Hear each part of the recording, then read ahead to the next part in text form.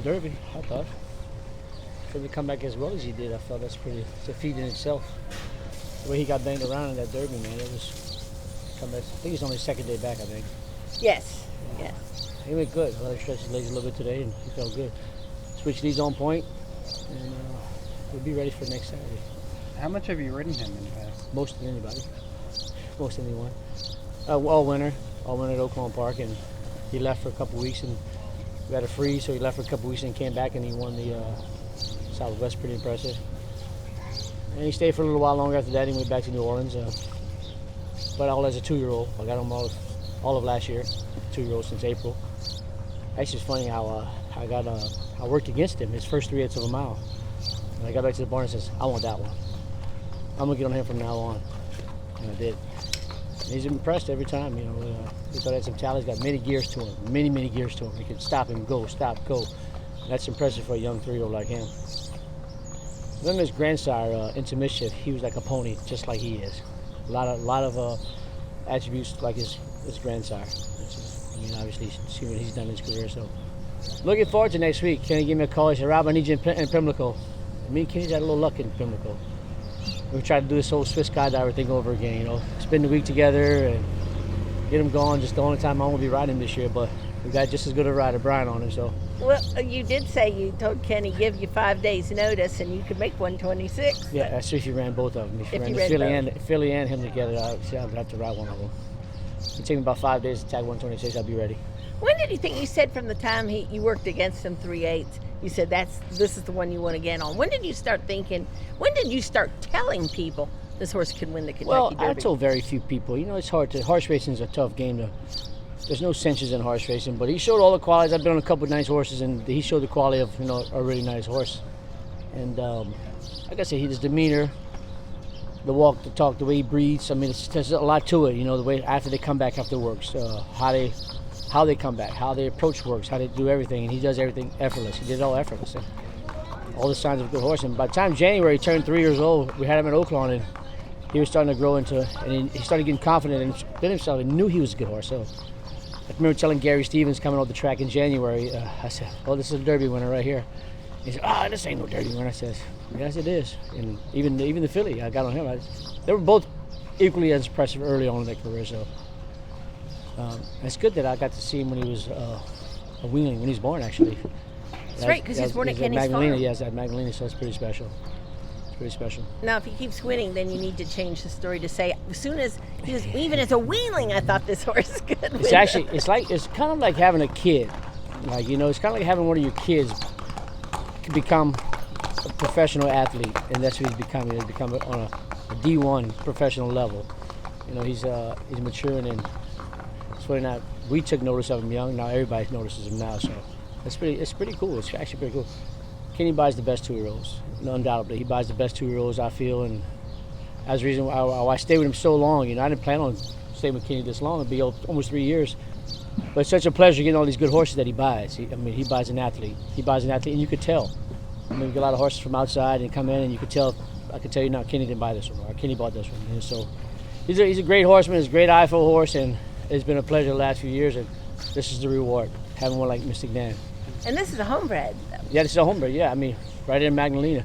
We saw at the meeting yesterday, going to get like a plaque and everything, put his name on it. So it's pretty special, very special.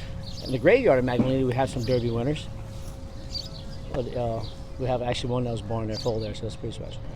You've won the Preakness twice. I'm not sure what you Just twice, curling, and then for Kenny on the Philly Swiss Skydiver.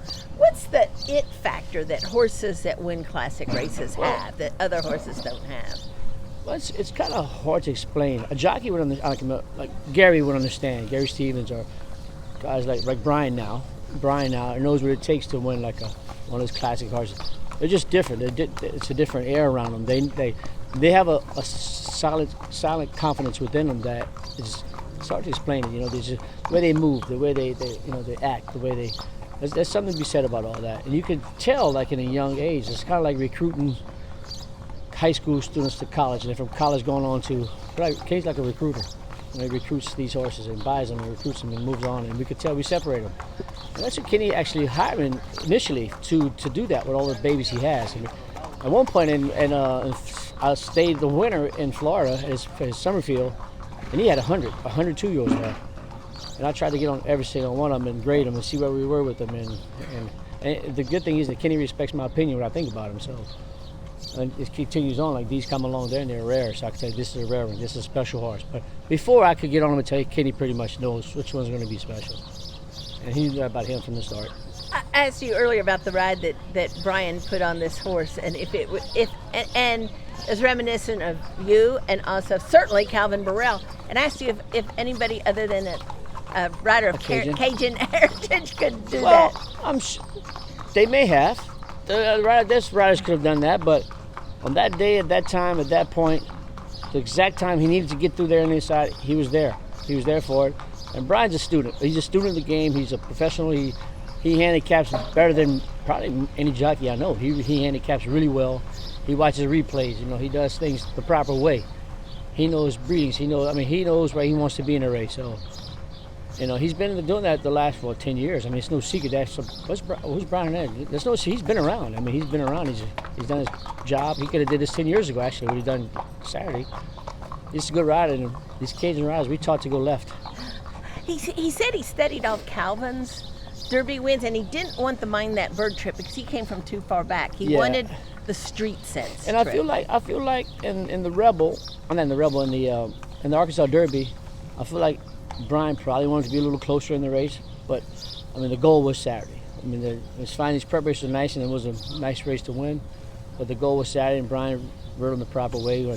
Circumstances dictated he was back there, so he stayed there and let him finish up and set him up for Saturday. So it's a long progress for and the communication he and Kenny have is like second to none. It's like the same way me and Kenny was when I was riding.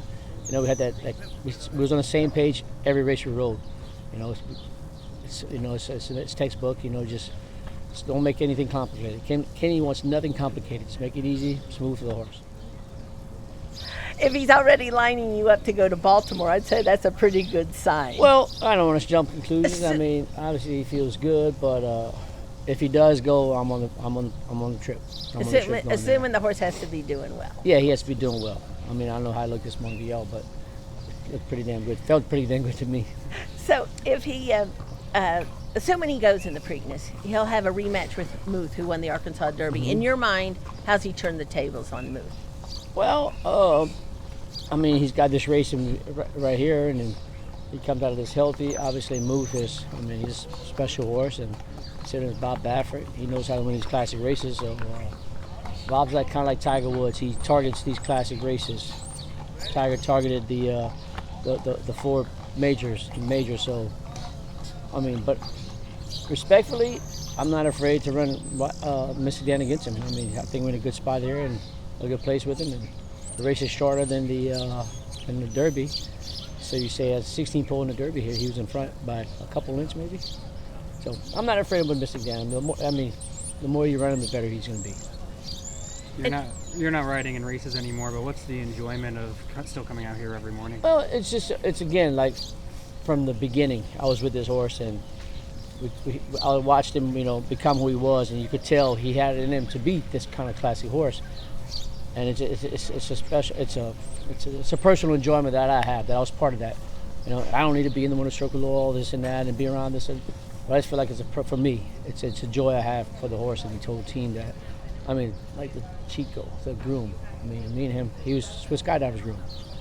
So it's kind of special. He gets a chance to get another horse, and there's a reason he gets the good horses. He's that good. So it's the reason Kenny called me last night to come get on this morning. We feel like it's calm. It's like everything has to line up. The stars have to line up, and I feel good going into the Preakness. I feel really good into it. How did he feel to you out there compared with the last time you got on him? And when was the last time you got on him? Right before the Arkansas Derby, like the week before. I got on the week before the Derby, and he felt good. He just ran 1.25 miles, something he's never done before, and probably ran the race of his life. So you expect him to be somewhat a little groggy and a little, but once I jogged him off and he took off, he was fine after, first little 1/4 mile. He got into his rhythm, and he does his job. He knows what he has to do, and he does it.